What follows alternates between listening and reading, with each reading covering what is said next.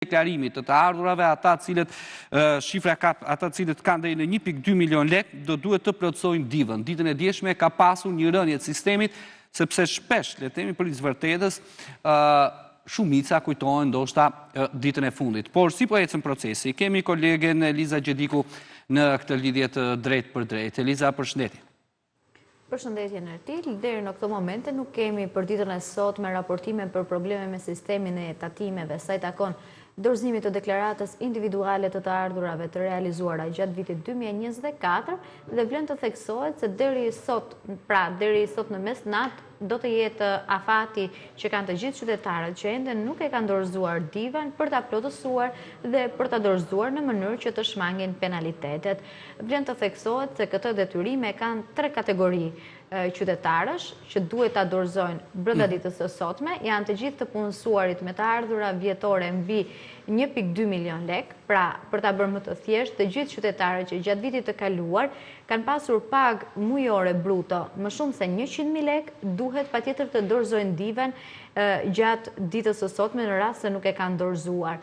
Po ashtu detyrimin për ta plotësuar këtë deklarate kanë edhe të gjithë të 2 punësuarit apo më shumë, të 3 punësuarit dhe më tej, si dhe të gjithë persona që kanë të ardhura nga platformat online, siç është Booking, Airbnb, të ardhura nga rrjetet sociale, Facebook, TikTok, YouTube. Pra edhe kjo kategori që nuk ka qenë përfshirë në divën e vitit 2023, përfshihet në divën e vitit 2024. Për kategorinë që kanë të ardhura nga rrjetet sociale, shuma që i detyron le të themi që të bëhen pjesë i dorëzimit të divës është mbi 50.000 lek.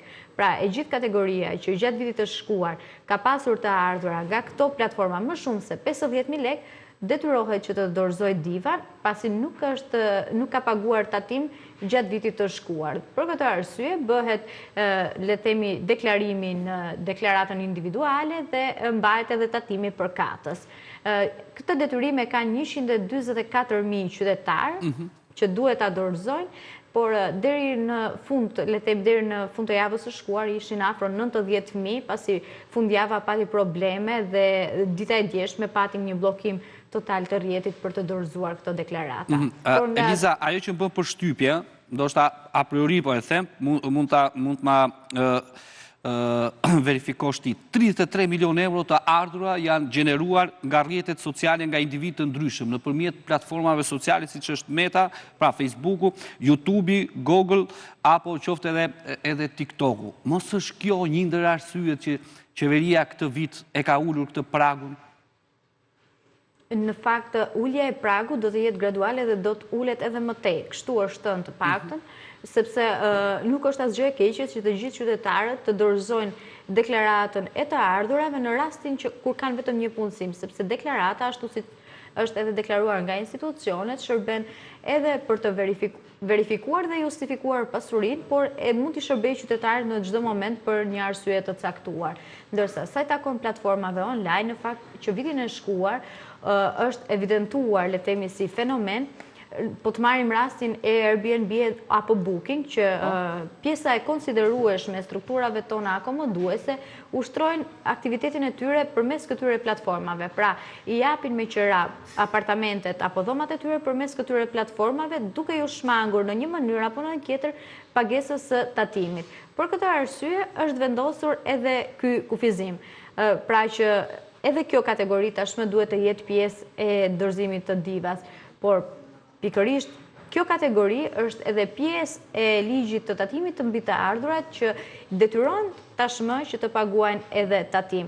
Sepse deri më tani ka qenë le të themi një fushë që ka zhvilluar aktivitetin e pashqetësuar nga tatimet, nga institucionet fiskale për të mbledhur le të themi për t'i tatuar mbi xhiron apo mbi qarkullimin që ata realizonin. Ndërsa ulja e fashës nuk është le të themi e ndikuar prej këtyre 2 elementeve, por është e ndikuar nga qasja që administrata tatimore, por vetë Ministria e Financave do të ketë ndaj justifikimit të pasurisë. Dhe ka pasur, le të themi, sepse shumë pyesin pse u krijua gjithë kjo, le të themi, gjithë kjo rënje e sistemit gjatë ditës së djeshme, apo pse qytetarët e lanë për në ditën e fundit. Në fakt, duhet të theksojmë se 2025 është viti i parë ku deklarimi i divas bëhet deri më 31 mars, sepse në afat vjet ka qenë në 30 prill. Pra deklarimi i divas për 2023-shin që u bë në 2024-ën kishte afat deri më 30 prill. Këtë vit afati është afruar me 1 muaj dhe është 31 marsi. Nëse vitin e kaluar diva në dorëzonin ajo kategori që kishin të ardhura mbi 2 milion lek, këtë vit i dorëzon ajo kategori që i ka të ardhurat vjetore mbi 1.2 milion lek.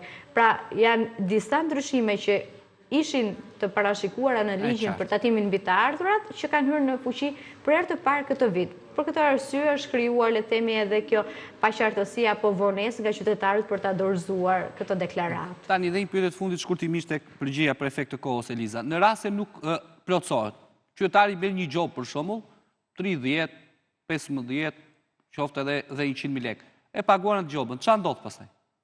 Ndiqet? Në çfarë do lloj rasti, kur nuk është dorëzuar deklarata individuale të ardhurave, qytetari do të marrë penalitetin përkatës, në rastin konkret 3.000 lekë, e cila do shoqërohet me vonesë, me kamat vonesën, por edhe me interesin. Jo, pra, e paguan ai, për shembull, e merr gjobën e paguan, çfarë i ndodh? Dhe në rastin që e paguan gjobën, ai është fshihet detyrimi që ka për të paguar dhe në momentin dhe më pas duhet të ngarkoj përsëri deklaratën në sistem për ta dorëzuar, sepse gjoba nuk do të thotë që ti e ke kryer detyrimin për të dorëzuar deklaratën. Pra, nuk do të thotë që i shmangesh. Jo, gjoba, do me thënë ti do të paguash gjobën dhe paralelisht do të dorëzosh edhe deklaratën, sepse në rastin se ti e i dy punësuar, rivlerësohet tatimi dhe paguan edhe tatimin ekstra. Pra është një detyrim që ti ja ke ekstra, le të themi, administratës tatimore. Në rastin se je vetëm në një vend pune, thjesht dorëzon deklaratën dhe nuk ke detyrime të tjera. E qartë.